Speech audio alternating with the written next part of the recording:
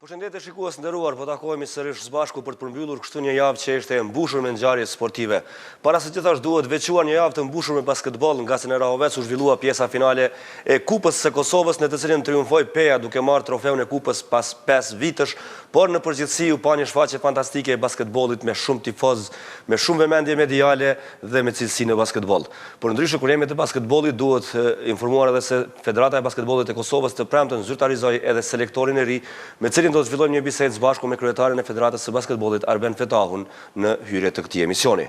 Përdej basketbollit, në futboll u hap pjesa pranverore e garave në Superligën e Kosovës me derbin ndërmjet Dritës dhe Gjilanit, që këtë herë kënaqi jo vetëm në tribuna por edhe në fushë. Drita arriti fitore, por ishte një konstatim i përgjithshëm që Drita dhe Gjilani dhanë shfaqje vërtet të bukur të futbollit, kurse në ndeshjet tjera të xhiros së 18 u arritën në fakt kryesisht rezultate të pritura për të veçuar mbase befasin në Ferizaj, përkatësisht barazimin e Ferizajt me Feronikelin.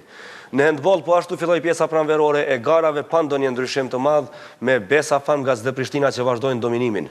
Në futbollin evropian vazhdojnë garat, kurse kryelajmi vjen nga Anglia, ku Manchester City është suspenduar për 2 vite nga Liga e Kampioneve dhe është dënuar me 30 milion euro nga Konfederata Evropiane e Futbollit UEFA.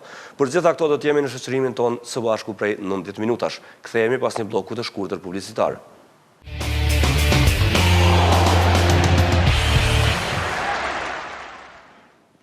Si që thamë edhe në hyrje, në fillim do të flasim për basketboll, nga se kaluam një javë të tërë me basketboll në ndeshjet e pjesës finale të kupës që u zhvilluan në Rahovec, dhe cilat në një farë forme kujtuan atë periudhën e artë të basketbollit të Kosovës. Prandaj me ne sonte në studio është kryetari i Federatës së Basketbollit, zoti Arben Fetahu. Përshëndetje zoti Fetahu, mirë se erdhët. Përshëndetje, mirë se jeni, kënaqësi gjithmonë. Me ne sonte është edhe selektori i ri i Kosovës në basketboll, Kristos Marmarinos. Welcome. Para se të zhytemi në bisedë me mysafirët, propozoj të shohim kronikën nga ndeshja finale e pjesës finale të kupës, pra përballjes ndërmjet Golden Eagle Yllit dhe Pejës. Ndoqëm kështu kronikën nga përballja ndërmjet Yllit dhe Pejës. Zoti Fetahu, një javë e mbushur me basketboll, u fol jashtëzakonisht shumë për basketbollin, jo vetëm në Rahovec ku u zhvillua ngjarja, por në tërë Kosovën. Sa është e kënaqur Federata e Basketbollit e Kosovës me gjithë organizimin dhe mënyrën se si shkoi pjesa finale e kupës? Vërtet kemi që mos jemi të kënaqur me ato që ka bë klubi basketbollit Rahovecën këtë organizim, si dhe vitin e kaluar vërtet i kanë tejkaluar gjitha pritshmëritë që ati kemi pas për organizimin e një kupe. Ka qenë një eveniment i organizuar jashtëzakonisht mirë, me shumë detaje të menduara shumë mirë për atyre njerëzve, kështu që për këtë duhet i falenderoj edhe publikisht tash edhe qytetin e Rahovecit për një mikpritje të mirë për atmosferat të mrekullueshme në sallë. Është bë buje madhe për këtë javë vërtet. Basketbolli, kemi thonë edhe në takimin e fundit që kam pas këtu te ju, në herën puntatën tonë të fundit kam thonë se basketbolli po kthehet aty ku e ka vendin, dhe mendoj se edhe kjo javë që vërtetoi këtë punë. Javë për plot basketboll, e patëm 3 gara brenda këtyre 5 ditëve. Kemi pas edhe kupën e Ligës parë, që ne ka fituar klubi basketbollit Vllaznimi prej Gjakovës, kupën e femrave, natyrisht kupën kombëtare të femrave që ne ka fituar KB Bashkimi i Prizrenit, dhe jam mbrojmë do thotë Peja u kurorzu me titullin e fituesit kupës Kosovës. Vërtet është java e parë për 2 javë me basketboll, se aty kemi paralajmëruar ka kohë tash, kështu që na ka dhënë shumë kënaqësi kjo javë atje.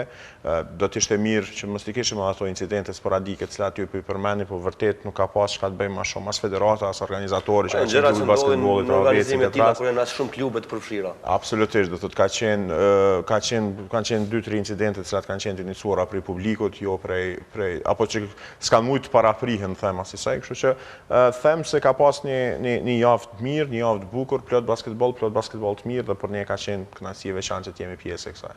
Përmend edhe një herë që basketbolli po kthehet aty ku e ka vendin. Kur e thoni këtë, e keni parasysh vetëm në aspektin organizativ, medial dhe të zhurmës që kushtimisht po e merr basketbolli, apo edhe në kthimin e cilësisë, tashmë me kthimin e Pejës në këtë nivel, me ndërprerjen e dominimit të Sigal Prishtinës, apo kthehet edhe cilësia aty ku ka qenë ndoshta një dekadë më herët? Po kthehet rivaliteti aty ku ka qenë shumë kohë më herët. Kthimi i Pejës i vetë sigurisht që i ka dhënë një impuls shumë të rëndësishëm zhvillimit basketbollit në përgjithësi. Po ajo që më gëzon më shumë është të thotë se po kemi palestra çdo herë më të mbushura. Kemi palestrën e mbushur çdo herë pothuajse në Rahovec dhe në Suarek, tash edhe në Pej. Kemi palestrën e mbushur edhe në Mitrovic, Rishtas, do thotë pothuajse të gjitha palestrat po janë plot, publiku po kthehet, kemi përkrahje mediale, jemi prezent nëpër media sociale dhe online, jemi duke u kthy ndoshta pak sa dhe më shpejt se sa që kam shpresuar dhe që kam menduar, po jemi duke u kthy aty ku vërtet e kemi pas mendje. Natyrisht me fal mundit edhe punës madhe e cila bëhet jo vetëm në nivel federatës basketbollit, por në nivel këtyre klubeve, ne ato që ju them edhe klubeve gjatë tërkohës është se edhe sukseset e federatës basketbollit dhe dështimet e saj nuk janë të federatës, janë gjithë akterëve të basketbollit. Gjithë akterëve të basketbollit në vend, kështu që vërtet më jep kënaqësi kur shoh kështu salla të mbushura plot, më jep kënaqësi kur e shoh që vendi parafundit e mund të parën, edhe i dyti e mund të gjashtin pa problem. Do thotë kemi pas si vjet një ligë vërtet të bukur, vërtet plot sfida, vërtet plot panjora dhe shpresoj se kësaj do të shkon deri në fund. Kjo e bën më interesante basketbollin. Absolutisht, natyrisht. Coach, I'm aware you have been here only for a few days, but keni qenë këtu vetëm disa ditë, por keni parë disa nga takimet e Final 8 e kupës, cilat janë përshtypjet e juaja të para për basketbollin e Kosovës. Më pëlqen ajo që kam parë deri më tani, kam parë basketboll të fortë, kam parë lojtarë që luajnë me pasion në fushë, kam folur me shumicën e lojtarëve të ekipit kombëtar dhe besoj se jemi në pozitë të mirë për të filluar rrugëtimin ton këto para kualifikime. Passionate players, does it mean that they are also Lojtar, po thoni me pasion, po ai bjen që janë edhe lojtar cilësor për ekipin kombëtar. I'm not going to say that Unë I will say that our players do të are the them best që basketball players lojtarët that we have right tanë now. janë lojtarët më të mirë që i kemi with tani. all the goods and bads, like Pra, every player para has se të advantages flasim and për të mirat dhe të disadvantages, këqijat, we will try se cili to lojtari dig ka into the përparësitë dhe advantages mangësitë e to veta, maximize their potential. ne And do this të is- tentojmë this is që our të job. punojmë më shumë në I'm përparësitë gonna dhe say të that I maksimizojmë trust my players, I potencialin like their ton, quality, I like sepse what I see, kjo është puna jonë. and I Unë will do work të with, what them they që have unë ju best, besoj so lojtarëve they can të mi, be- they besoj can në test their kualitetin që ata e kanë dhe do të punojmë që të arrisim në maksimum kualitetin e tyre. Një trajner i ri dhe shumë ambicios që ka punuar në një prej klubeve më të mira në Evropë, ka vendosur të vijë në Kosovë. Pse? Cila ka qenë arsyeja kryesore pse keni vendosur të vini këtu? Është një projekt shumë interesant. Fillimisht kemi pasur komunikim të shkëlqyeshëm me kryetarin dhe me anëtarët e tjerë të federatës dhe për mua është shumë interesante të kuptoj se është një vend, në fakt një popull i tërë që qëndron prapa një ekipi. Në fakt unë kam punuar për vite me radhë për një prej klubeve më të mëdha në Evropë që ka shumë tifoz, por tani jam në një situatë kur kemi vetëm tifoz dhe jo kundërshtar. Dhe për mua të qenit të bashkuar është diçka shumë e madhe dhe kjo duhet të jetë inspirim për të gjithë ata që po na shikojnë edhe në Kosovë dhe jashtë Kosovës në gjithë botën. Për shkak se ne mund t'i bëjmë krenar me atë që bëjmë. Dhe kjo është shumë e madhe se sa që do të mund të më ofronte ndonjë ekip, ndonjë klub. Na elaboroni pak çfarë nënkupton selektori me këtë projekt shumë atraktiv. Cili është projekti i Federatës Basketbollit të Kosovës me selektorin e ri? Para se të zhytemi të flasemi për dy ndeshjet e javës së ardhshme. Një prej arsyeve kryesore pse kemi vendosur federatët që të shkojmë me një trener të ri, ndoshta relativisht të ri në moshë, po edhe me mjaft shumë përvojë me klube kulminante evropiane, ka qenë që të kemi një trener i cili është interesuar që të punojë me federatën për një periudhë më të gjatë kohore, edhe që të kemi një trener i cili do t'i përkushtohet maksimalisht punës me ne do të gjatë këtyre viteve në VM. Një arsye tjetër është se nuk kemi menduar që me trenerin punojmë vetëm për punën e reprezentacionit A, po që ta përfshijmë për shkak se ka përgatitje akademike kulminante, do të fituar nëpër universitetin e famë botërore, natyrisht në serën e basketbollit ose në fushat ndërlidhura me ta.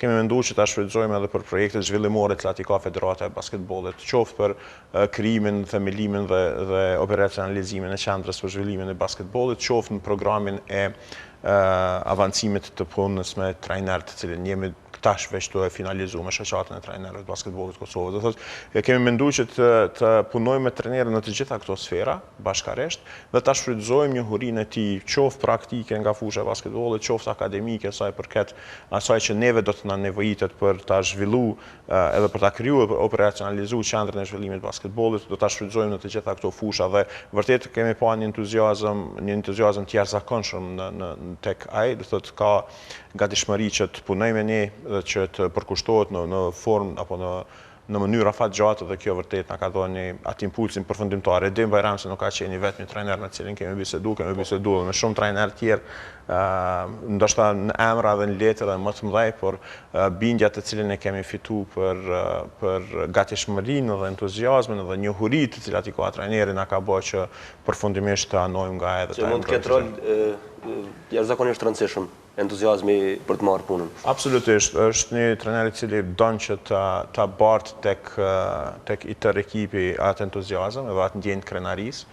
Është nga Ballkani, kështu që na ndihmon shumë që ta kuptojë edhe mentalitetin tonë dhe formën në të cilën ne veprojmë e mendojmë, po gjithashtu është një njeri shumë i afërt me ne dhe e ka të qartë se cilat janë cilësitë edhe forcat e ekipit të cilat janë topësitë e tij, po ajo që më ka pëlqyer që nga takimi i parë, i cili tash veç ka mbi 3 muaj nga takimi i parë deri te emërimi para disa ditësh, do thotë që në takimin e parë më ka thënë unë e di ekipin e Kosovës, unë e di kundërshtarët e Kosovës, po gjithashtu e di që për secilin prej atyre lojtarëve, secili prej tyre do ta nxjerrim më të mirën. Kështu që kjo ka qenë, them, ndoshta arsyeja bazike pse kemi shkuar tutje bashkë.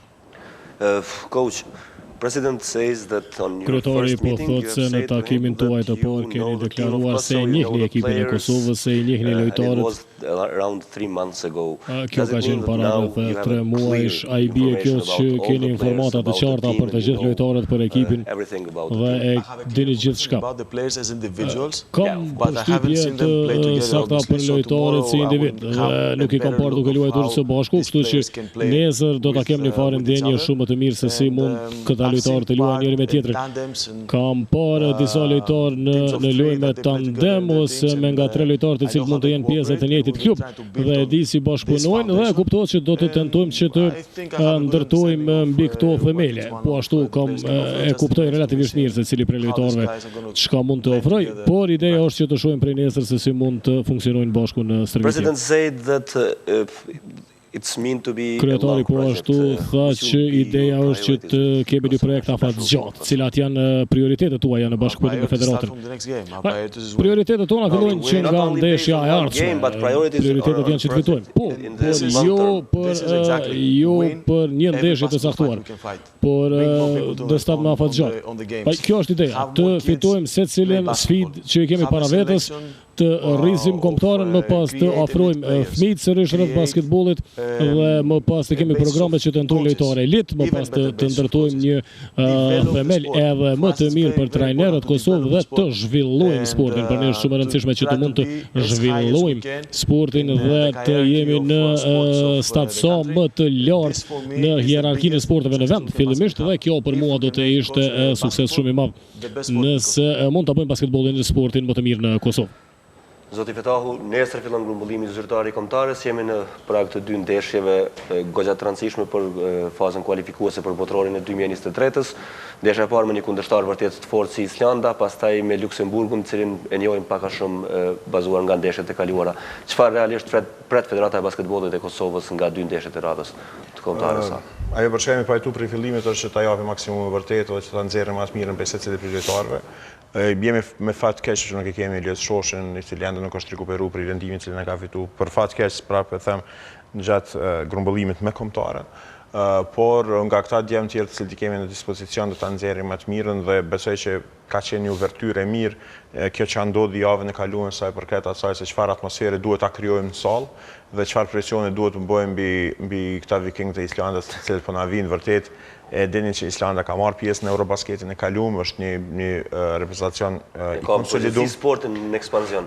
me aq pak populatë dhe me sport kaq të konsolidum në nivel kulminant, posaçërisht në sporte ekipore, kjo është vërtet një mrekulli, do thotë, e dini në futboll, e dini në basketbol, janë superfuqi në handball, është vërtet, do thotë, interesante se si mrin që të jenë kaq të mirë në gjitha këto sporte, por ajo që e veçon Islandën në basketbol është loja shpejt, loja agresive dhe shuti i sakt, po unë shpresoj shumë se ne do të arrijmë që të neutralizojmë këto.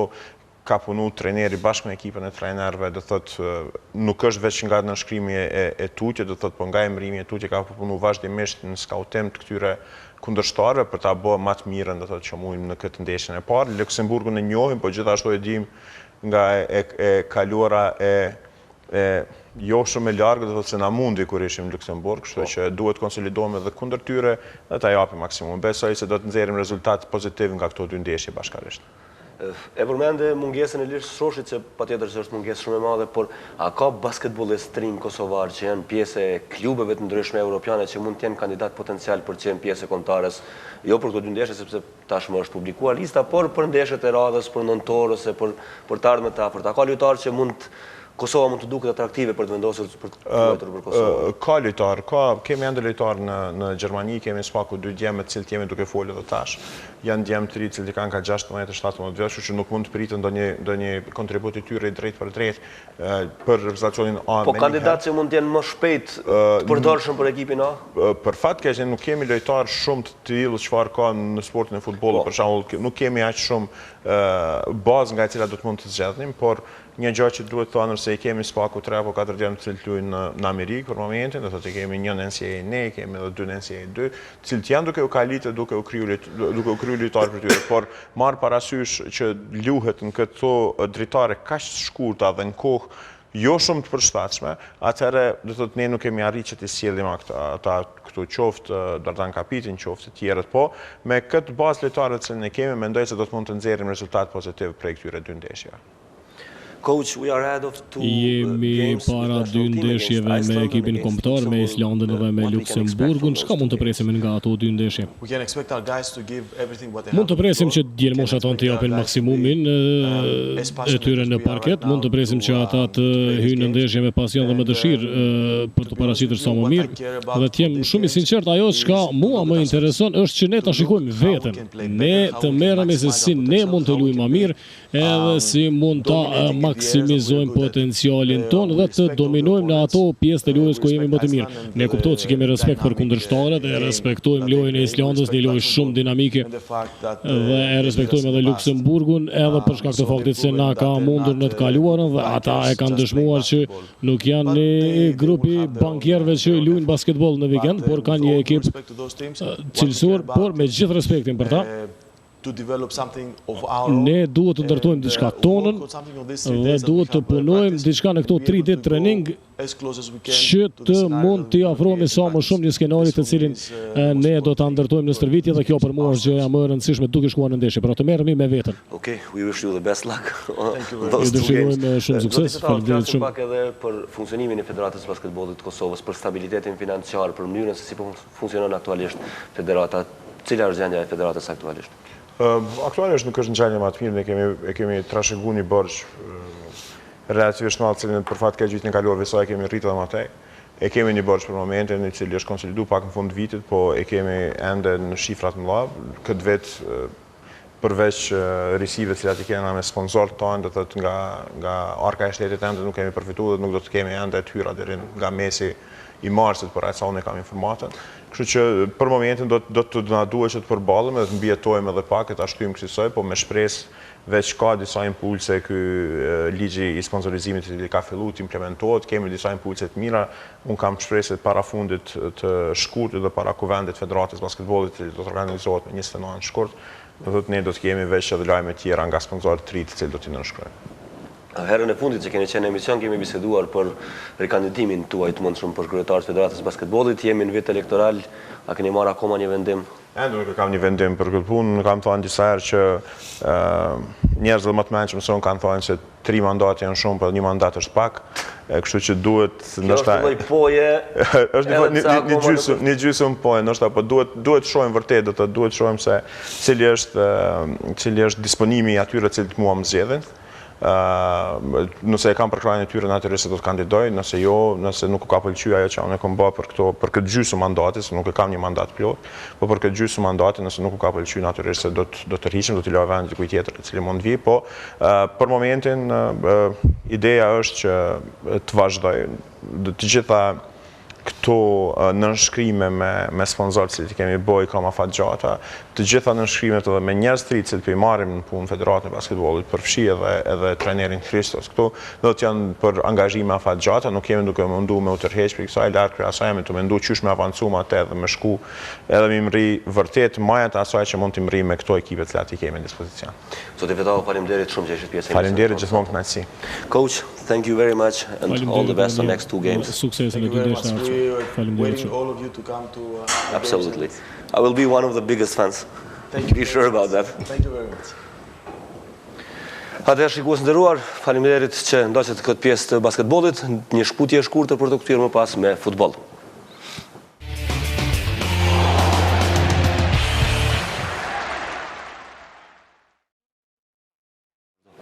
Do të flasim tani për futboll, përpara se të flasim për pjesën pranverore të garave, do të ndjekim një kronikë që flet për botimin e monografisë Futbolli i Kosovës 1919-2019, monografi e punuar nga autori Azem Brovina, në cilën autori ka punuar për më shumë se 3 vite, që nga viti 2017 kur e filloi këtë projekt, në fakt nga fundi vitit 2016 kur e filloi këtë projekt e deri më tani kur kjo monografi u botua dhe pati promovimin e saj në ditën e enjtë në Bibliotekën Kombëtare Universitare. Rrugtimi një shekullor i futbollit të Kosovës, që nga ardhja e topit të parë në vendin tonë deri në fund të vitit 2019, është përmbledhur në monografinë Futbolli i Kosovës 1919-2019 të autorit Azem Brovina. Në ceremoninë e promovimit të këtij libri, autori Brovina foli për vështirësitë për të grumbulluar gjithë atë material dhe për të faktuar zhvillimet më të rëndësishme të futbollit tonë ndër vite. Kam shfletuar afër 13.000, nuk po që më tepër faqe shfletuar, por edhe seleksionuar për zgjedhur materialin për ta futur pastaj në këtë monografi. Janë një 800 orë pune këtu në bibliotekë. Plus materialin që e kam pas si arkiv personal, të gjitha këto kanë bërë që të kem material të bollshëm dhe është dashur që të sistemoj disi sepse ka material edhe për një libër të kështu tjetër. Brovina emocionet e pranishmit kur foli për humbjen e 3 miqve, 2 prej të cilëve i kishte bashk ideator për këtë libër, redaktorin e televizionit 21 Agim Binaku dhe kryetarin e Federatës së Futbollit të Kosovës Fadil Vokri. Se gjatë kësaj pune kam pasur një vështirësi të madhe, mrena 13 muajsh kam humbur 3 miq, të cilët gjitha kanë mbështetur këtë, edhe mu në punën time. Së pari shkoj Agim Binaku në 9 shkurt 2018. Ishte një tronditje e madhe. Kolegu Binaku i Radio Televizionit 21. Ende pa kaluar aja tronditje, pa pritmas iku edhe kryetari Federatës Fadil Vokri. Kështu humba 2 miq mirë gjatë 2018 e në 6 mars 2019 edhe shoku im Gzim Adri ndroi jetë, kështu që kanë qenë 3 goditje të mëdha. Ndërsa redaktori i këtij libri, Arben Fetoshi, e vlerësoi këtë monografi si vlerë shumë të rëndësishme për trashëgiminë e futbollit të Kosovës. Futbolli i Kosovës 1919-2019 dokumenton historinë e veçantë të zhvillimit dhe afirmimit të sportit më popullor në vendin tonë përmes të dhënave, fakteve dhe shënimeve të autorit si protagonist.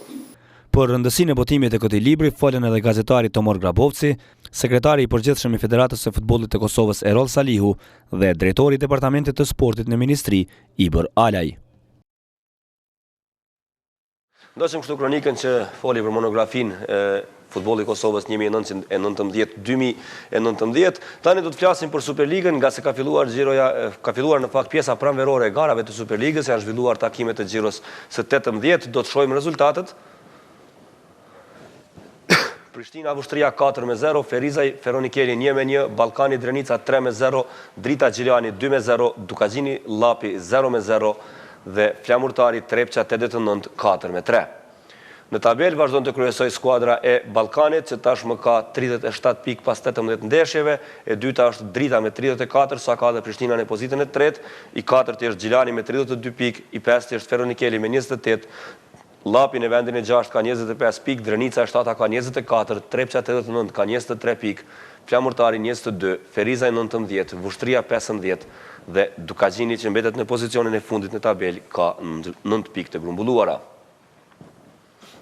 Edhe në këtë edicion me ne në cilësinë analistit do t'jetë Besnik Kollari. Përshëndetje zoti Kollari, mirë se erdhët. Përshëndetje bara, mirë se u gjej. Me ne sonte është edhe futbollisti Kastriot Regja, i rikthyer të Drita. Përshëndetje Kastriot. Përshëndetje bara. U riktheve në mënyrë të suksesshme me fitoren derbi. Po mirë shumë. Me ne sonte është edhe analisti për çështjet e referimit, Adil Sopi. Përshëndetje zoti Sopi, mirë se erdhët. Përshëndetje, mirë se u gjetë. Besnik, xhiroja 18 dhe fillimi i pjesës pranverore, patjetër se vëmendjen e pati duelin ndërmjet Dritës dhe Gjilanit, është një lloj konstatimi përgjithshëm, një përshtypje e përgjithshme që këtë herë spektakli nuk ishte vetëm tribuna, por edhe cilësia e lojës ishte në nivel goxha më të mirë se sa herave të kaluara. Është një konstatim që qëndron. Po, për mendimin tim pajtona sa i përket spektaklit në tribuna, sepse me të vërtetë kur ndeshja e cila gjithmonë dhuron spektakël, edhe kisha me përgëzu të dy tifozerit e dy skuadrave, të cilët kanë edhe me transparentet e tyra, të cilët kanë gancpu ka pak njëra tjetrën, mirë po edhe me një tifozeri korekte duke mundu që skuadrës tyne të japin krahas gjatë ndeshjes. Sa i përket kësaj ndeshje, mendoj që fillim të ndeshjes, Gjilani i dha disa sinjale për një agresivitet ma pozitiv, sidomos në fazën e mbrojtjes ku nuk e la Dritën që të zhvilloj atë lojën e vetë duke ndërtu akcione, mirë po edhe me disa tentime nga distanca ku qëlloj në fakt qëlloj dy herë shtyllën nga goditja standarde progni në fillim të ndeshjes dhe Sebino Plakut nga një akcion i ndërtum ku pastaj Gërbeshi duke mundu, po, njëjtin akcion duke mundu me largu topin goditje transverzalen, gjithashtu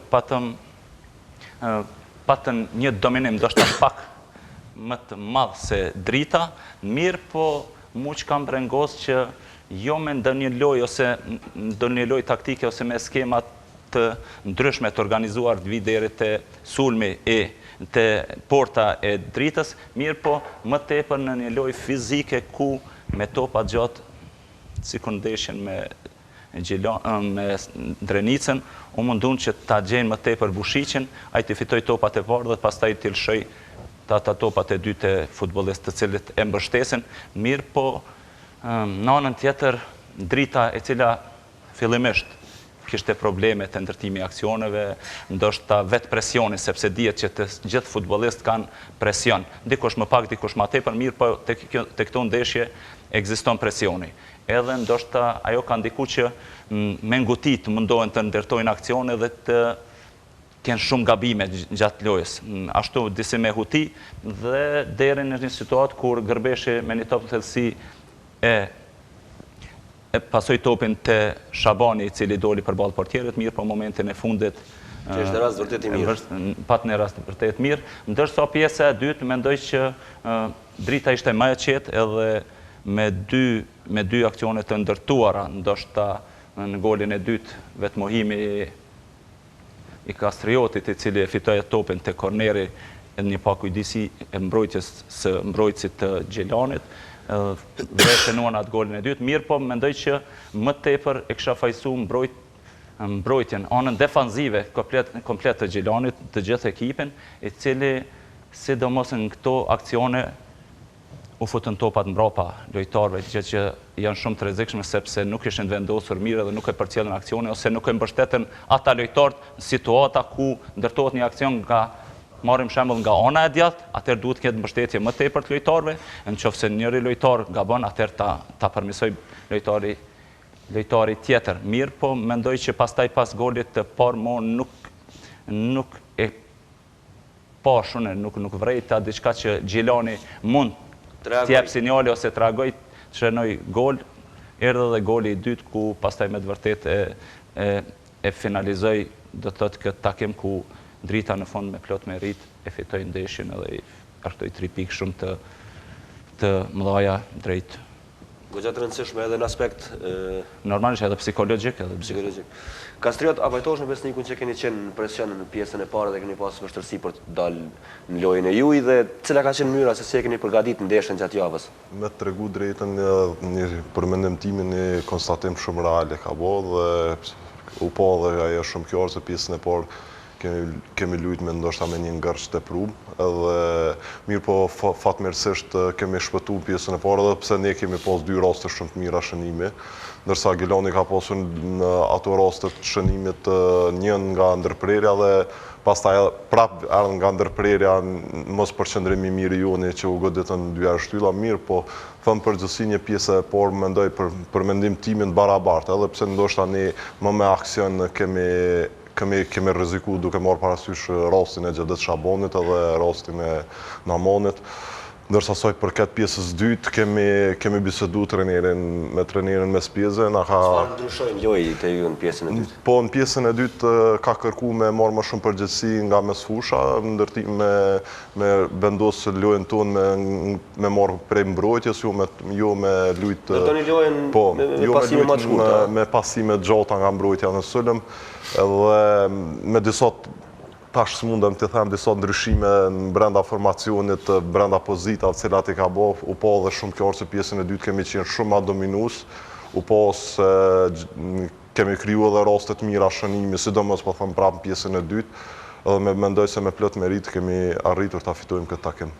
Besnik, nëse flasim për te I ndeshjes Drita Gjilani në këto 5 ndeshje tjera, u arritën kryesisht rezultatet pritura, ndoshta befasi mund konsiderohen barazimet në Ferizaj dhe Klin. Çfarë solli xhiroja 18 në përgjithësi? Po, e thamë herët kryendeshja ishte ndeshja më interesante derbi.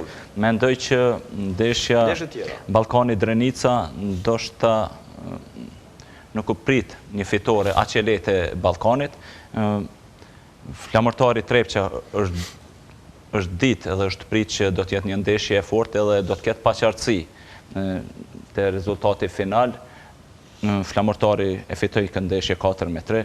Dugaxhini Llapi ndoshta vetë pozitat tregon që Llapi është dashur të dalë me fitore, mirë po Dugaxhini nuk është skuadër që nuk po krijon raste, thash edhe në emisionin e kaluar, mirë po që nuk po e gjon golin. Llapi ka pas më tepër ka bë presion, nuk ka arrit ta gjej golin dhe normalisht që ka qenë e pavojtuar me barazime kur nuk shënon gol. Ndeshje tjera Ferizaj Feronikeli, kam prit fitore Feronikelit, me gjithë organikën që ka ndryshu,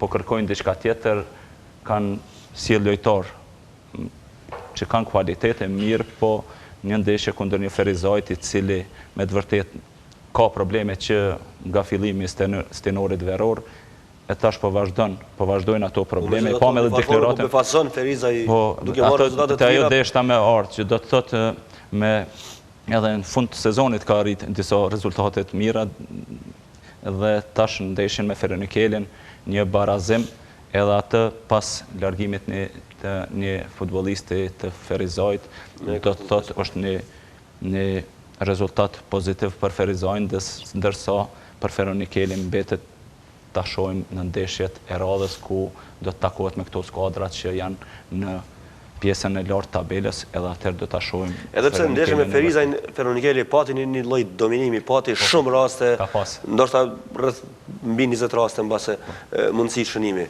Po çka nuk funksionoi, pse nuk I mori 3 pikë kjo skuadër? Po mendoj që ka pas edhe disa raste në njëjtën ndeshjen e kaluar për kupë kundër Liris, me Vllazeka ka qenë 4-5 situatë në vetëm ndoshta me portierin ose në situatë ballë për ballë me portierin, efikasitetit të e shohim edhe në rast të Mendorim Hotit, I cili reagoi keq, ndoshta edhe fusha sintetike për mu mendoj që shumë e penalizon lojën të cilën mendon një skuadër me ndërtu, sepse me të vërtet topi nuk është njëjtë, nuk e ka, do të thotë kur të pason kërcen më tepër, vibron më tepër ai top edhe normalisht që bën problem, normalisht edhe që krijon probleme për një futbollist.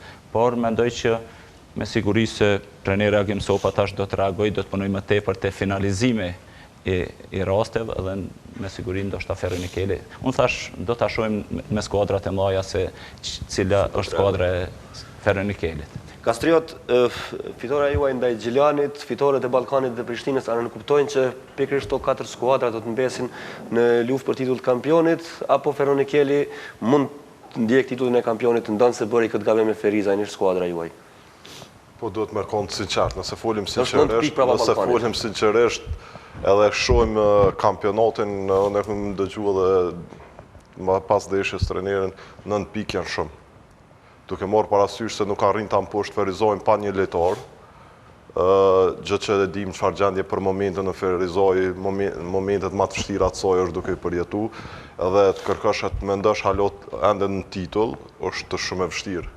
Duke marrë parasysh se pastaj vijnë takimet me skuadra të forta, të cilat nëse shohim skuadrën e Ballkanit, ajo nuk do shton, nëse sheh Prishtinën nuk po do shton, Drita gjithashtu, Gjilani ka një super skuadër me shumë futbollista cilësor, cilin e fut është lojtar me përvojë dhe me eksperiencë. E nëse shohim tashmë Feroniklin, jo pse unë tashmë jam largu edhe po them, po është e vështirë, apo kupton se unë personalisht e kam po gjithë ndeshjen, nuk ka kriju, Ferizoj faktikisht ka pas mundësi për 2-0 ishte po, edhe Feronikli, po një Ferizaj, për me shku për titull, një skuadër, një Ferizaj do të me mpushtë. E sa i përket këtyre skuadrave tjera, Drita, Prishtina, Ballkani dhe Gjilani?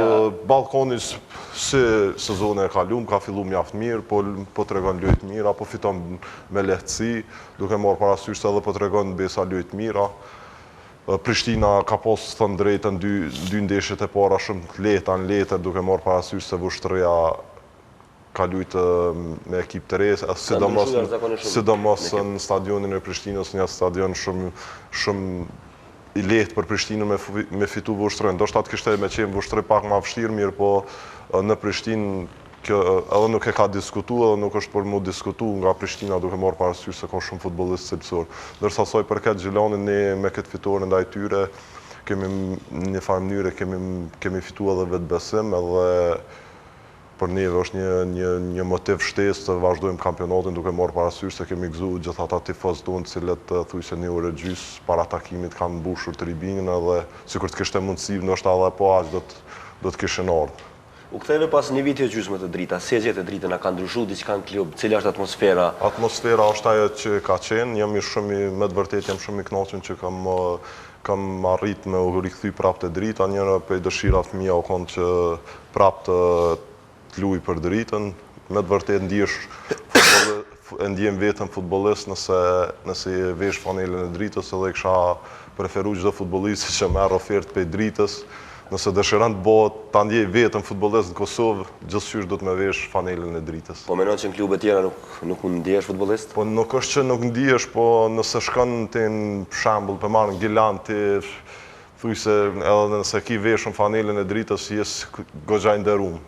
Pa morë parasysh nëse shkon ndonjë qytet. Ti ke luajtur për pothuajse të gjitha klubet e mëdha të futbollit të Kosovës. Kam luajtur në për shumë klube të Kosovës edhe. Mendon që Drita është niveli më i lartë? Nivelin për Kosovë edhe për kushtet Kosovës edhe për ndjenjen e futbollistët, Drita është larg pe. Pse çka e bën kaq të veçantë? Po e para e punës është ndoshta që si të hysh në qytet, të shkon me pi apo me hongër diçka ti nuk mundesh me e para me pagu. Nëse pa ja çem është preferuar. A do të nuk ekziston te Gjilani. Po e ditë se ke luajtur për Gjilanin. Di se kam se besniku ka luajtur në Gjilan. Unë e di ato se qyteti është i joni, i Dritës, apo kupton? Edhe nëse tash po pjesë si tifoz të dy tifoz. Jo pikzaj pak tifozat po kam çfarë. Është ndjenja e edhe te skuadra e Gjilanit. Për Gjilanin veç për Dritën me. Ka luajtur besnikun janë 20 vite më herët. Ka ndryshuar gjona tash.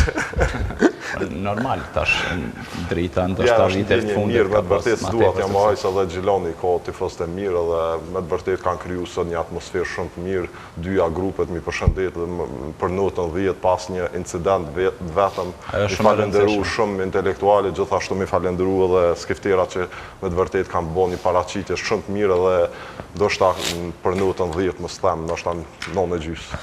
Nëse tifozët ishin për notën 10, për çfarë note ishin gjyqtarët në xhiron e 18?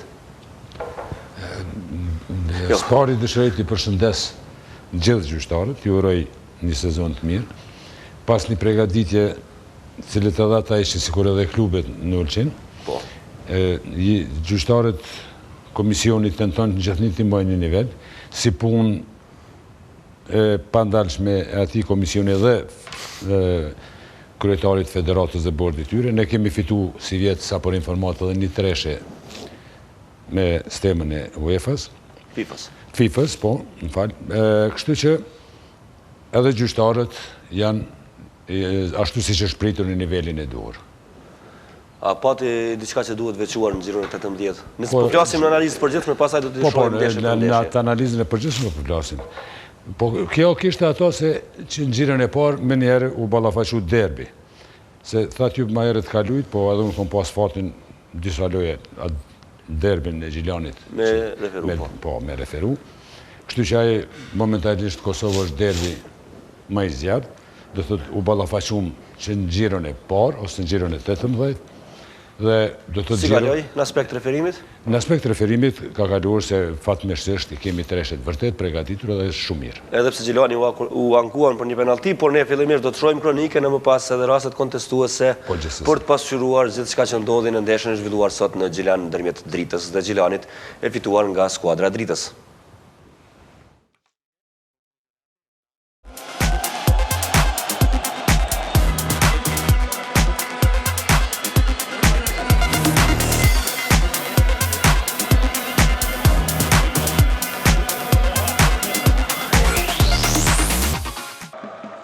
Hapja e pjesës pranverore të garave të Superligës së Kosovës vështirë se mund të bëjë më mirë se sa që u bë me ndeshjen ndërmjet Dritës dhe Gjilanit, derbin e rivaleve lokal që i dhan ngjyrën të jashtëzakonshëm futbollit ton.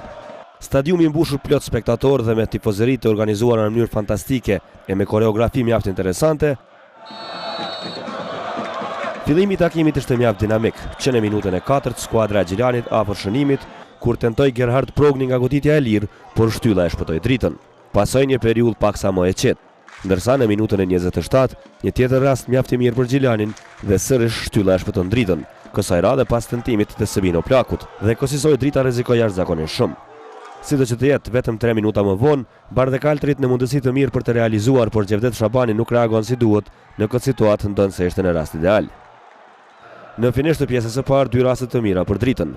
Në minutën e 44 tenton Gjevdet Shabani, por pret Haxhi Hamza. Ndërkaq në kohën shtesë të pjesës së parë, Hamdin Amani nga distanca godet mjaft mirë, por shtylla kësaj radhe e shpëtoi skuadrën e Gjilanit. Pjesa e parë u mbyll pa shënime. Përderisa në pjesën e parë Gjilani kontrolloi lojën dhe gjeti shtyllat, në periudhën e dytë gjërat shkuan më ndryshe. Drita kontrolloi lojën dhe arriti golat. Rasti i parë i mirë në pjesën e dytë ishte në minutën e 52 kur tentoi Shabani nga gjuetja e lirë, por Haxhi Hamza priti. Në minutën e 63 Gjilani shumë afër shënimit kur tentoi Bushić, por nuk e arriti shënimin. Vetëm 2 minuta më vonë, Drita kaloi në avantazh.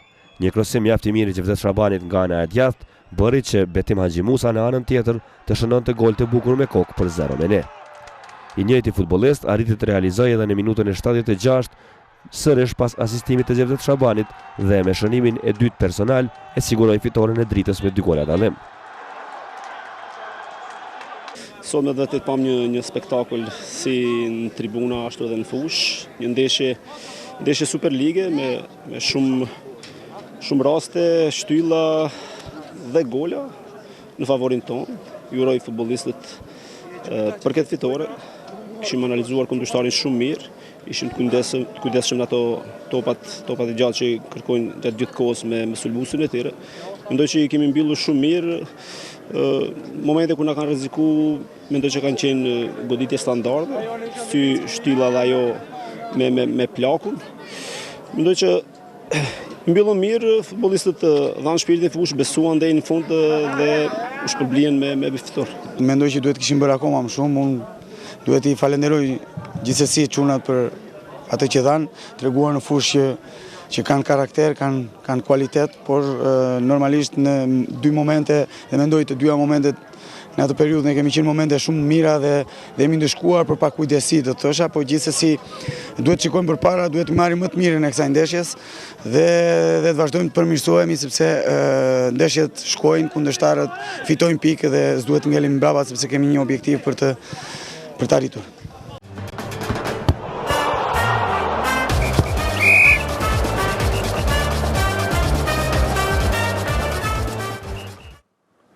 Do të shohim tani rastet kontestuese nga ndeshja e zhvilluar në Gjilan. Zoti Sopi, çfarë kemi veçuar nga rastet kontestuese të këtij takimi? Kemi veçuar Gjyqtar kryesor ishte Gent Snuza, asistent ishin Berisha e Selimaj, i katërt ishte Isufi. Ja, këtu kemi një anulim të golit me plot të drejtë, sepse vetëm portieri është në pronësinë e topit dhe në rromje sipër lojtari i hjek. Kastrioti, Musafirin i sot. Po, ja shohim. Po çamote se ke pranuar ma let një Ja shohim, portieri vetëm është në pronësi të topit dhe me plot të drejtë gjyqtari anulon këtë gol. Po veç moti s'ke reagu ma qetë, se zakonisht po bënë zhurmë. Po, kjo është si lej... Zakonisht po reagu pak ma është. Kemi rastin e dytë, ku edhe ju e thatë ato, që... Penaltia kërkuar nga Gjilani? Po. Ta shohim. Ose kemi një situatë, penalti kërkojnë drita, jo Gjilani. A, drita, okej. Drita. Këtu ka mujtë me mirë këto e pam. Una? Që këtë rast? Ja, shohim tash, një situatë. Kemi marrë dhe gjërimet e kolegëve nga Supersport Kosova për të pasuar sa më të qartë. Është lejuar që të zhvillohet, nuk ka kontakt lojtari mbrojtës i cili e ndjek mbrapa. Kontakt. Shohim tash në gjërim pak më të ngushtë e shohim pak më qartë. Po, kontakt kosa ja hu balon si e rrokën femër. Se si na nkushëm... Nëse është të mund të me këthy edhe njerë, nuk e di pse nuk është plani ngushtë. Shiko, që në momentin e fundit. Shiko, tash momentin e fundit kër e shkel në komë mropa. Shiko. A mund të përdojnë lupa këtu për ta pa ma qartë? Aty si kur të kishkel, kjo nuk do të kisha rrit as me shutu topin. A mund të përdojnë lupa për ta pa pak ma qartë? Përdojnë lupën, shikthej dhe njëherë e shesh shumë qartë. Po. Pas humbjes kontrolës që shkelën femër, gjunë. Këthej dhe njëherë nëse komë të të pruhu me këthy energjia. Po. Që ato jetës drejtë, momenti kur rëzohet futbolisti Gjavdeti. Që kur rëzohet, se hu balonsin e shkelë A mund të përdor lupa apo jo? Nëse s'mund të përdorat, atër vazhdoj me rastet tjera. Që veç ndaloj nga dalë me lëshua. është pak e fështirë me pa prej... Po shijet ashtë shumë kjartë, po shijet që rëzohet, tu rëzohet shëton. Këtu nuk ka asni kontakt. Ja shofim tani, ju lutëm këtu e nga dalsojmë këtë situatë. Këtu është për Gjilani kërkon. Shofim, nga dalsoj e rezijat lutëm. Ka dhe pami tjetër, shumë interesant, ja shofim. Nuk ka kontakt këtu, lejtari i Gjilanit.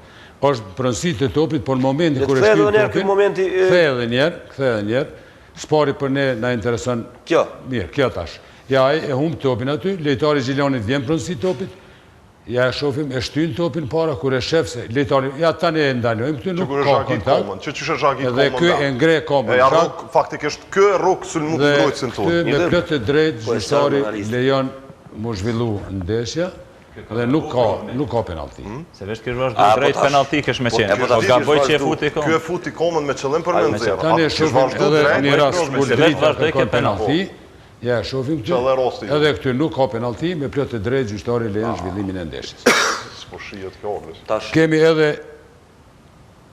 Dhe të vazhdojnë filmi? Po. Ja shofim. Ja shofim aty. Aty nuk ka kontakt, do të penalti. Dhe me plot të drejt gjyqtari lejon zhvillimin e ndeshjes. Dhe këto i kishim zgjedhë si situatat më ndërlikume të këtij takimi. Atëherë do të ndjekim tani kronikën nga ndeshja e zhvilluar në Theran ndërmjet Ballkanit dhe Drenicës.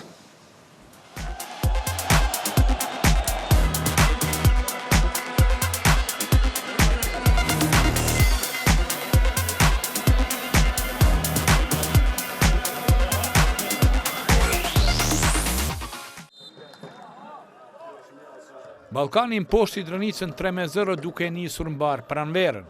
Në rastin e parë Nikoqirët shënuan në minutën e tretë, por se goli i Topallit anulohet me motivacionin jashtëloje. 3 minuta më vonë Baftiu gjuajti pranë portës. Vendasit shënuan në minutën e 18, Topalli 1-0 për Ballkanin. Rezultatin e dyfishoi Arbër Hoxha në minutën e 31, duke finalizuar mjeshtrisht asistimin e Topallit 2-0 për Therandasit. Në minutën 36, blendi Baftiu në vend të rjetës qëlloi shtyllën e portës mysafire. Në minutën 90, Liridon Fetaj vullos rezultatin përfundimtar. Ballkani Drenica 3-0. Ishte një ndeshje e bukur edhe për sy, Hasëm në një kundërshtar të fort, Drenica boni sot një loj shumë të mirë, sidomos pjesën e dytë, edhe mendoj që rezultati nuk korespondon me forcat që i pam në fush. Mirë po si do që tjetë, kemi pa disa vende, disa gabime ku qalojmë edhe është lukës që edhe fitumë dhe do t'i korrigjojmë gabimet në të ardhmen që mos t'i përsërisim në ndeshje tjera. Mendoj që ekipit do të rritet ende, sa do shpa edhe mungesa që i kem pas qendrës mbrojtjes me Turkun edhe Mujkiqit, sepse vërtet në ekipa nuk ishte e kompletume. Por me që thatë, mendoj që është një humbje cila nuk është dashur të humbet me 3-0, që tregon që ekipa duhet të jetë shumë më profesionale në fush, edhe mos lejoj do të thotë, edhe nëse humb takimin, po duhet ta humb me dignitet edhe me profesionalizëm. Kemi ndjekur kështu kronikën nga përballja ndërmjet Ballkanit dhe Drenicës, gjyqtar kryesor në këtë takim ishte Visar Kastrati, asistenti ishin Morina e Kabashi, gjyqtari i katërt ishte Kasumi. Besnik, Ballkani vazhdon tregoj formë vërtet të mirë, arriti fitore edhe në kupë, tashmë nis edhe pjesën pranverore me fitore, mban kryesimin, ka marrë disa lojtarë vërtet të rëndësishëm gjatë afatit kalimtar të janarit. Cili do të jetë Ballkani në pranverë, çfarë parashohim? Po 2 ndeshje, 5 gola të shënuar nga Ballkani, një Ballkani cili edhe më herët analizuar ndeshjet e tyre. Mendoj që në këtë ndeshje kundër Drenicës Ballkani ka fillu si shumë ndeshje tjera, duke bo presion, duke sulmu, duke ndërtu aksione me aksione kolektive, aksione grupore, mirë po edhe individuale, ku edhe goli para në një aksion ku Jetmir Topalli i cili në aspektin individual u liru prej 2-3 futbolistëve dhe me një goditje shënoi golin e përsis. Mendoj që kjo skuadër është tulon shej për mendimin tim, sepse karakteristike e kësaj skuadër mendoj që ndallim me skuadra tjera të Superligës është që kur vinë situata dhe gjejnë hapësirë shumë shpejt i përfundojnë aksionet. Do të thotë në përparësien me skuadra tjera, po folin aspektin ofanziv. Këtë e bën sepse edhe kanë individ ku në çdo pozitë kanë futbollistë që janë teknikisht mirë, ndërtuar. Din me lu, din me në situata një edhe mbrojtësat, edhe mes fushort, sidomos treshja me Hoxhën, Baftion edhe Topallin, situata ndoshta edhe të vështira atëre në situata 1-1, ndoshta edhe situata 1-2 din të bëjnë zgjedhje, mirë po edhe karakteristikë tjetër është që kur vinë te zona e kundërshtarit, do të thotë zona përfundimtare e sulmit, atëre gjithmonë spaku 3-4 futbollistë në Ballkanit i ke 16 ose afër 16 ose brenda 16-it. Dhe një tjetër gjë që e kom pa në këtë ndeshje në pjesën e dytë, sa do kudo është afru Drenica afër portës mirë, po Ballkani ka ditë mbrohet mjaft mirë, kalu edhe anën defanzive. Ndërsa në anën tjetër flasim pak edhe për Drenicën, shumë ndryshime e nisi mirë në ndeshjen për kupë duke eliminuar Gjilanin dhe tashmë humbja me nga Ballkani. Cili është ekipi i Drenicës?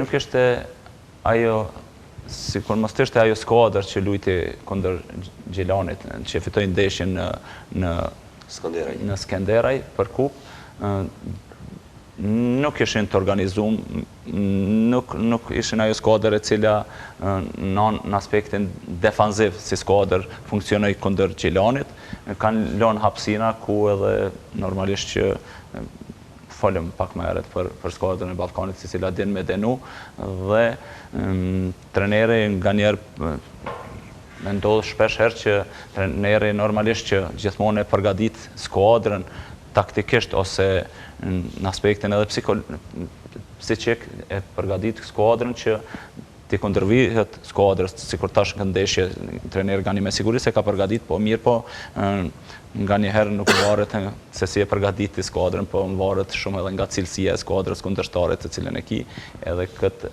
cilësit mire ka Ballkani, edhe normalisht që këtu kanë rrjedh problemet, me qenë se edhe skuadra e Skenderajt e dim që ka pas shumë lëvizje, kanë shku disa futbollistë që kanë pas kualitet, edhe që është instalu një diçka tjetër gjatë asaj kohë, dhe tash normalisht që kërkon kjo skuadër që të instalohet, me qenë se Drenica mendoj që do të vazhdoj prapë me ndeshje të mira, sidomos në Skenderaj me atë lojën e bukur që ndërton akcione, edhe normalisht që mos të rrezikohet pozita e cila do të shpihen në një ligë më poshtë. Kastriot, ndonë se jeni vetëm 3 pikë prapa Ballkanit, por me formën e Ballkanit, sa do t'jetë e vështirë për ju të arrinit të rrëmbeni vendin e parë? Do ju pas parasysh që Ballkani po tregon formë vërtet mirë. Po, dhe na po tregojmë formë të mirë. Kena fillu një fazën përgatitore, kemi luajtur me skuadra shumë të forta, kemi po që jemi mirë, po punojmë maksimalisht që të përmirësohemi. Zakonisht unë edhe kur kam qenë më parë në dritë ndeshjet derbi, nuk është se janë zhvilluar ndeshjet të bukura për sy pa marrë parasysh sepse presioni ka qenë i madh, ndërsa kjo e sotit nashta ka qenë disa edhe më e mirë, sidomos për ne në pjesën e dytë që kemi marrë veten. Mirë po, edhe Ballkani është skuadër shumë e mirë, shumë cilësore. Treneri Ismet ka punu shumë mirë. Ka ditë shumë mirë me komponu dhe çdo pozicion ka pru lojtarët normalisht që edhe përjepin këto rezultate. Edhe është një motivues i madh, është besa edhe një trim shumë i madh që jep deklarata ju si gjithë trenerat tjerë, cilët gjithmonë folin me droj apo folin ato deklaratat cilat ju që i mendojnë, po deklarata më të motora, ndërsa ai fol atë që e mendon, edhe ka punu shumë me Ballkanin që ka pru në nivel tjetër në krahasim me vitin e kaluar kur kam pështu që në gjerën e fundit nga duke ikur barazhet.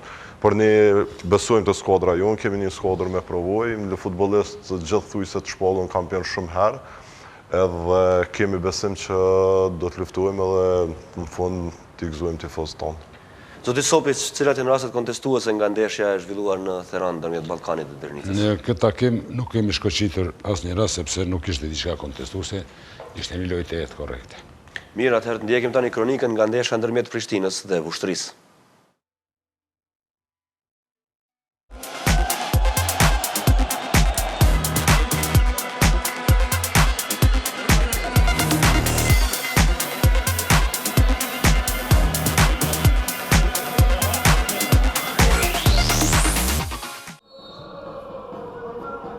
Prishtina ledh dhe binçëm poshtë i Vushtrinë me rezultatin 4-0 në kuadrët e gjyrës së parë të stinorit premëror të IPCO Superligës së Kosovës në futboll.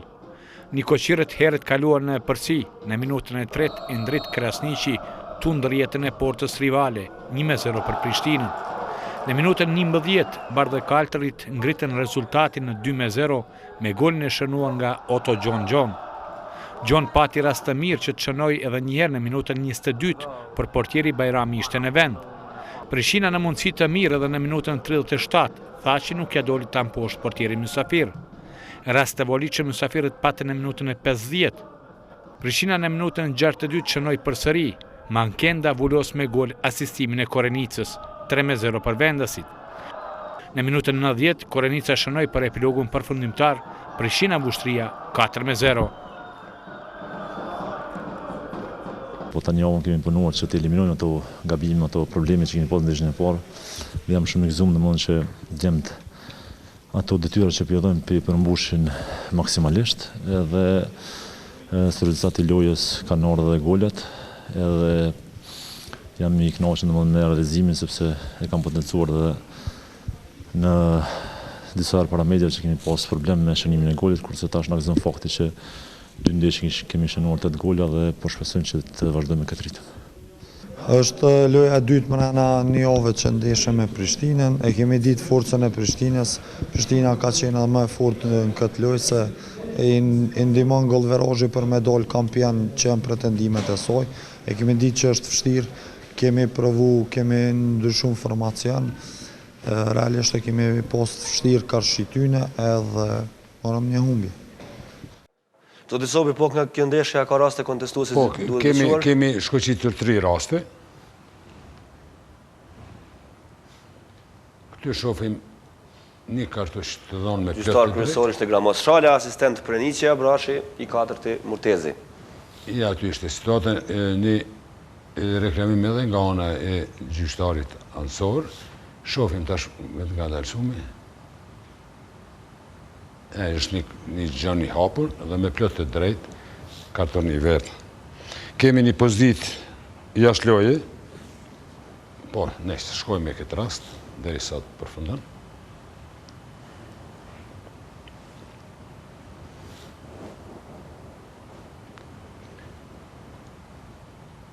Këtu kemi të bëjmë me një pozitë jashtë loje.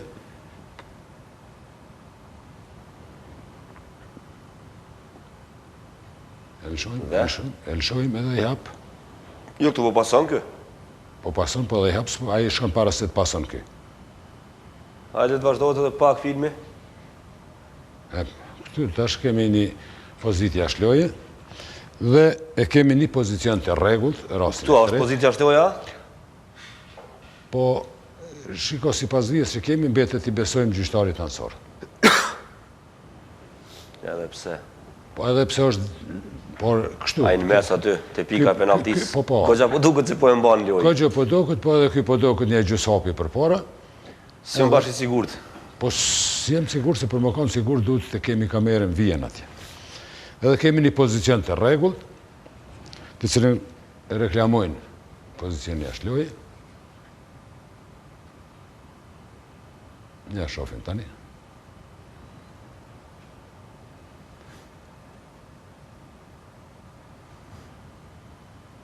Dhe goli i 4 i Prishtinës. I Makendas, po. Me plot të drejtë. E mbana ana djathtë atje. Dhe goli i rregullt. Tani do të ndjekim kronikën nga ndeshja e zhvilluar në kryeqytet ndërmjet Flamurtarit dhe Trepçes 89.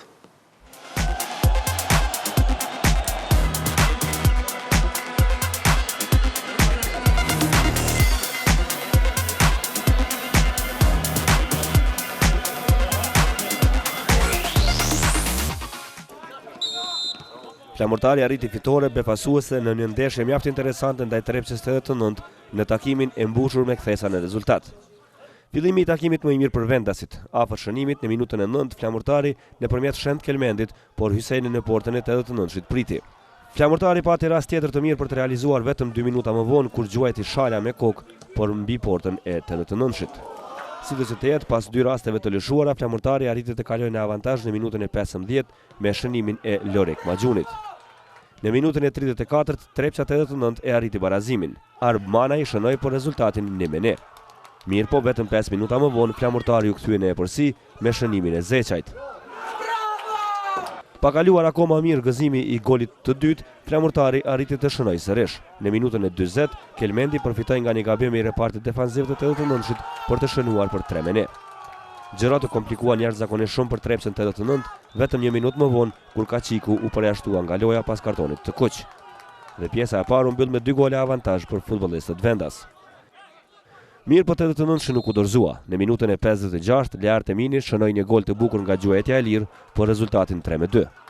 Kurse 10 minuta më vonë, përkatësisht në minutën e 66, Angel Hoti me këtë gol të tij barazoi rezultatin në 3-3. Mirë po, Flamurtari e arriti fitoren me shënimin e Gucev në minutën e 76, që vendosi rezultatin përfundimtar të këtij takimi. Flamurtari 4, Trepça 89 3. Mendoj që me merit fituam në fund, pasi që avancuam se cilën herë Trepça na vuri vështirësi edhe pse kishte një lojtar më pak shumë të në kohës, shumë të në lojës, por prap mund të them që në fund e arritëm të fitojmë që këto 3 pikë janë të vlefshme shumë, pasi që kemi punë me mbijetesë.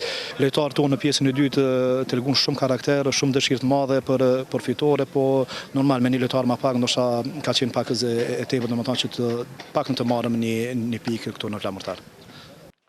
Ndosim këtë kronikën nga ndeshja ndërmjet Flamurtarit dhe Trepçes 89 pas takimit. Klubi Trepçes 89 ka lëshuar një komunikat për median e cilën ka akuzuar jashtëzakonisht shumë gjyqtarët për epilogun përfundimtar të ndeshjes. Madje është shkuar as lart sa që është thënë që gjyqtarët kanë ofenduar në mënyrë të hapur zyrtarët e klubit nga Mitrovica. Gjyqtar kryesor ishte Tefik Maloku, asistent Edmond Zeqiri, Sekiraqa dhe gjyqtari 4 Halilaj. Zoti Sopi, çfarë duhet veçuar nga ndeshja ndërmjet Flamurtarit dhe Trepçes 89? Kartoni i kuq, dhe ka diçka tjetër që duhet veçuar? Nga ky takim normalisht kemi shkuqit rastin e kartushit e kush dhe kemi 2 golat e arritura të Trepçës nga goditjet e dënimit. Do të shohim spari. Jo, i lutem edhe njerë të kthehet, pse? Këtu jep kartonin e parë të verdh dhe unë jam konsultua këtu shohim gjyqtarin që ku kthehet te lojtari i Trepçës, jep kartushin e verdh, pasi e shohim kur del tash, ai kthehet me ato dhe dy e nxjerr edhe një herë.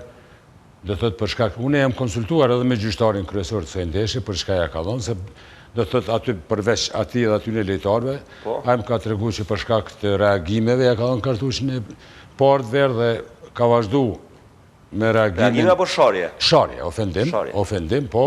Mirë po, në qoftë se ka qenë sharje, do është herën e parë aty më dhon direkt i kuqi, por do thot ja dhe lojtari e pranon në mënyrë korrekte atë vendimin e gjyqtarit. Ai tani këtu shohim një ndërhyrje të palejueshme të lojtarit flamurtarit, me plot të drejtë akordohet goditje dënimi në afërsitë e 16-s. E vazhdon filmi? Po. Dhe arrihet goli. Dhe nga kjo gjyqje lirë, që s'ka asgjë kontestuese. Jo, asgjë s'ka kontestuese, por vetëm do thot faullat do përdesisht ja shohim këtu është një lojë me dorë e lojtarit flamurtarit ku me plot të drejtë akordohet një gjyqje dënimi dhe edhe nga kjo gjyqje arrihet goli. Këto 3 raste kemi shkëqitur. Mirë, atëherë ndjekim tani kronikën nga ndeshja e zhvilluar në Ferizaj ndërmjet Ferizajt dhe Feronikelit. Ta kemi mbyllur me rezultat 1-1.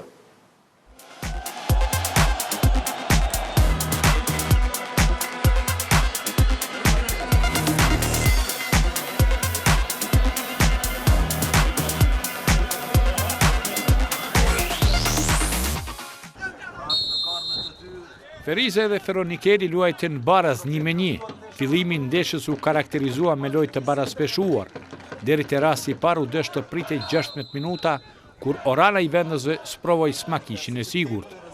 Në minutën 24, bllaqçori në këtë dalje e shpëtoi Hyseni. Ferizaj kaloi në përsi 1-0 në minutën 35, realizator Orana. Pas golit të pësuar, mysafirët filluan të sulmojnë për ta barazuar rezultatin. Në minutën 24, Hoti dështoi në këtë situatë shumë të aboliqme. Në minutën e fundit të pjesës së parë, Islami mysafirëve qelloi shtyllën e portës Nikoqire. Rastin e parë të aboliqëm në pjesën e dytë e patën mysafirët. Në minutën e 50, Hoti ishte i pasakt. Zhvilloi minuta 68, kur Krasniqi gjuajti skaj portës e Feronikelit. Ferizaj në minutën e 70 mbeti pa Ergon Hysenin, i cili u ndëshkua me kartonin e kuq. E përsin e një futbollisti, Feronikeli e shfrytëzoi shumë shpejt në minutën e 76, Nikolas Andreus barazoi 1-1. Me këtë rezultat, përfundoi edhe takimi Ferizaj Feronikeli.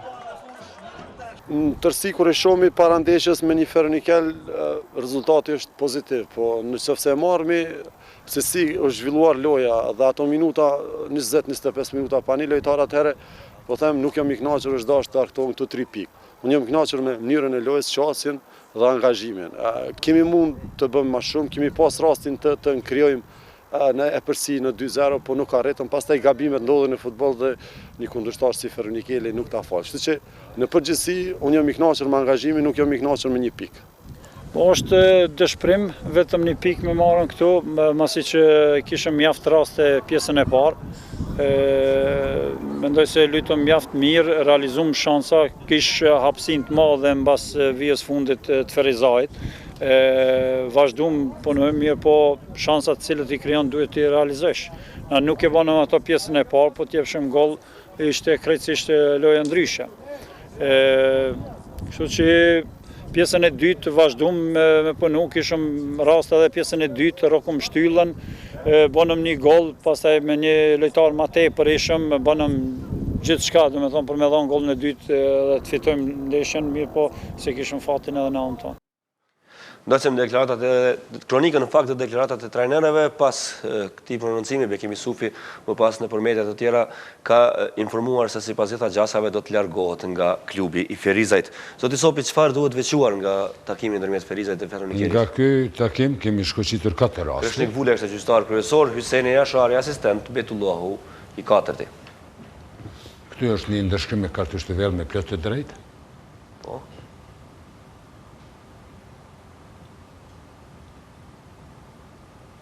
Kjo është një pozicion i rregullt, të cilin nuk e konkretizojnë lojtarët e Feronikësit.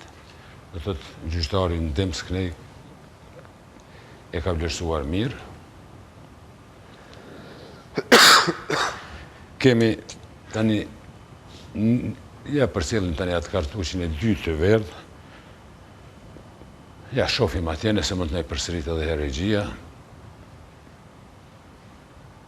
Ja, shofim dhe këtu lejtari mbrojtës i Ferizojnë të shkohet me kartuqin e dytë të verdhë. Këtu a shkon i dyti i verdhë apo i kuqi direkt? Jo, i dyti i verdhë është, sepse nuk ishte i fundit ai, dhe ishte topin ka këndë janë. Dhe ja, këtu e kom zedhë këtë situatë për shkak se këtu ishte një ndërhyrje e paliur dhe gjyqtari e ndinë aksionin ja përparësi dhe nga ja përparësi arrihet goli parazimit. Që do të thotë vendimi mirë i gjyqtarit që nuk ka ndërprerje. Vendim shumë i mirë i gjyqtarit. Tani do të ndjekim kronikën nga ndeshja e zhvilluar në Klinë në ndërmjet Dukaxhinit dhe Llapit.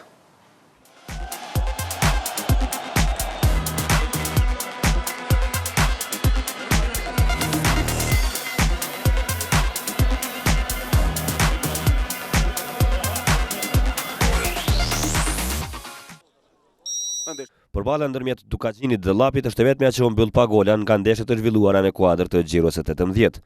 Megjithatë, edhe në këtë ndeshje rastet për shënime ishin të shumta, ndonse golat nuk u arritën.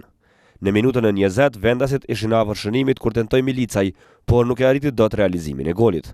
Në minutën e 29 rasti mirë për Llapin, kësaj radhe tentoi Valmir Veliu, por Muhaxhiri në portën e Dukaxhinit priti. 6 minuta më vonë, një tjetër rast i mirë për futbollistët mysafir. Hoxha e tentoi, por nuk e pati saktësinë e duhur. Kurse, pak qaste para përfundimit të pjesës së parë, Dukaxhini shumë afër golit kur tentoi Mërljaku, por shtylla e shpëtoi Llapin. Në periudhën e dytë të lojës, Dukaxhini sërish pati raste të mira të cilat nuk i konkretizoi. Në anën tjetër për mysafirët, rasti i vetëm që duhet veçuar në këtë periudhë ishte ai i Valmir Veliut në minutën e 77, por sërish goli nuk erdhi dhe takimi u mbyll me rezultatin me të cilin edhe nisi. Dukaxhini 0, Llapi 0. Ndeshje përgjithsisht e qetë në Klinë, zoti Sopi, a ka diçka që duhet veçuar? Jo, nga ky takim nuk kemi shkëlqitur asnjë rast. Besnik, si përfundim pas Gjiros së 18 me këtë situatë në tabel, çfarë edicioni pranveror po na pret? Po, normalisht kemi diskutuar edhe më herët që një edicion shumë interesant, sidomos për krejun e tabelës edhe për kupë mirë, po edhe për pozitat që dërgojnë në garat e UEFA-s. Mendoj që do të ketë ndeshje mjaft interesante, pak do të ketë ndeshje të lehta. Skuadrat prej Llapit mendoj e lartë do të kenë kur takon mes vete pa qartësi, me siguri se nuk e kisha pasat drejt që të me vënu bast për nej skuadrë që do të fitoj para ndeshjes, sepse peshojmë që me siguri se me i favorizu pak po mirë, po parashikueshme. Mendoj që në ndeshjet ku do të takon të skuadrat që luftojnë për krejun e tabelës edhe i kanë gjasat më reale, Feronikeli parë të diskutum që vështirë është që ta ndjek, po ndoshta ta ndjek pozitën e parë, mirë po ndoshta më reale kishte me qenë, mbetet të shohim kur të me këto skuadrë të vënd, ndoshta më reale kishte me qenë që ta ndjek, po normalisht e për kupë është mirë, po edhe pozitën e dytë, e cila është më e kapshme se sa pozicioni i parë. Mendoj që ndeshjet direkte ku do të takojnë këto skuadrat, sidomos që janë në krejun e tabelës, atëherë mund të përfitoj skuadra e tretë, sikurse në këtë gjiro ku Ballkani u distancu për një pikë më shumë nga pozicioni i dytë, sepse drita e fitoj Gjilanin, Ballkani fitoj dhe u kriju një distancë për i 3 pikë. Atëherë, faleminderit shumë Besnik, faleminderit zoti Sopi, faleminderit edhe për ty Kastriot. Ne do të shohim tani renditjen e golashenuesve pas 18 xhirosh e më pas edhe çiftet të xhiros së 19 të Superligës. Atëherë Blend Bafteu i Ballkanit mbetet golashenuesi më i mirë aktualisht, ka 10 gola pas 18 xhirosh. Betim Haxhi Musa ka 8 i dritës, pra me 2 shënime të sotme. Arbmana i Trepçës 89 që po ashtu shënoi sot ka 8 gola. Shend Kelmendi i Flamurtarit dhe Gerhard Progni i Gjilanit kanë nga 7 gola. Harmon i Drenicës ka 6, Jean da Silva i Feronikelit ka 6, Harmon tashmë është transferuar të Feronikeli në fakt. Fiton Hajdari, po ashtu ka 6, sa ka dhe Tomislav Bushis, të dy këta të Gjilanit, dhe Ahmed Januzi përmbyll top 10 me 5 gola të realizuar pas 18 gjirosh. Ne tani do të shohim çiftet e xhirosë së 19, do të përballen Drenica Prishtina, Gjilani Flamurtari, Vushtria Drita, Ballkani Ferizaj, Trepça 89 Dukagjini dhe Llapi Ferronikeli.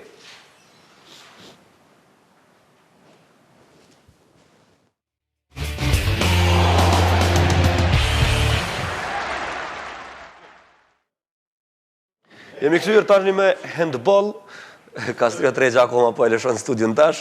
Do të flasim tani për handball, ka filluar edhe aty pjesa pranverore e garave. Do të shohim fillimisht rezultatet e Superligës së meshkujve, Prishtina Vushtria 36-21, Llapi Besa Famgas 18-35, Prizreni Trepça 23-29, ndeshjet Vllaznimi Drita dhe Drenica Kastrioti janë shtyër. Besa Famgas ka 30 pik pas 15 gjirosh, Prishtina ka 2 pik më pak 28, Trepça ka 22, Kastrioti ka 18 pik nga 14 ndeshje, Vushtria 15 pik, Vllaznimi 12, Drenica 8, Prizreni 7, Llapi 6 dhe Drita mbetet akoma pa fituar asnjë pik pas 14 ndeshjeve të zhvilluara. Do të ndjekim kronikën nga përballja ndërmjet Prishtinës dhe Vushtrisë. Prishtina e ka nisur fureshën pjesën e dytë të sezonit duke e mposhtur brendshëm Vushtrin për ta ruajtur hapin me Besa Famgas në krye të tabelës, ndonë se pejanët kanë 2 pikë më shumë. Prishtina tregoi lojë dukshëm më të mirë që nga fillimi i përballjes me Vushtrin dhe shpejt krijoi rezultat të lartë falë shënimeve të shumta në sulm dhe lojës së fortë në mbrojtje, për të cilën handbollistët mysafir nuk kishin përgjigje. Vetëm pjesa e parë ishte e mjaftueshme për të hequr të gjitha dilemat sa i përket fituesit, nga se Prishtina e fitoi këtë periudhë loje me 11 gola avantazh, me rezultat 20-9. Në pjesën e dytë, Vushtria provoi të ishte rival pakës më i fortë në të dyja aspektet të lojës, por prapë mbeti goxha prapa Prishtinës, që në fund arriti fitore me 15 gola e përsi. 36-21 ishte rezultati përfundimtar. Denis Terzici me 10 gola ishte më efikasit të skuadra fituese, kurse te Vushtria u dallua Jashari, që shënoi 7 herë. Tani do të shohim rezultatet e Superligës së femrave. Shqiponia Kastrioti 24-26, Istogu Samadregja 34-23, Vllaznimi Prishtina 22-28 dhe Ferizaj Jusuf Gërvalla 30-22, kurse ndeshja ndërmjet Vushtrisë dhe Dritës është shtyr. Në tabel, skuadra Istogut është lidere, pas 10 ndeshjeve ka 18 pikë, Ferizaj po ashtu ka 18, sa ka edhe Prishtina. Në vendin e 4 është Vushtria me 14, Kastrioti ka 10 pikë, Jusuf Gërvalla 8, Vllaznimi 5, Samadregja 5, Shqiponia 4, kurse Drita si të meshkujt ashtu të femrat është pa pikë akoma në këtë edicion të kampionatit handbollit.